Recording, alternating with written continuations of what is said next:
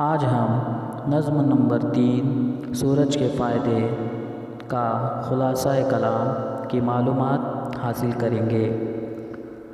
सूरज सुबह के वक्त मशरिक़ से निकलता है और शाम को मग़रिब में ग़ुरूब हो जाता है। सुबह से शाम तक के वक्त को दिन कहते हैं और शाम से सुबह तक का वक्त रात कहलाता है। दिन के वक्त चारों तरफ रोशनी फैल जाती है।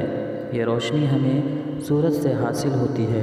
इसी रोशनी में हम अपने रोज़ाना के काम करते हैं। सूरज की रोशनी को धूप भी कहते हैं। सर्दी के मौसम में ये धूप बड़ी भली लगती है। अनाज के पकने के लिए धूप बहुत ज़रूरी है और यही अनाज सारे इंसानों की ग़िज़ा है।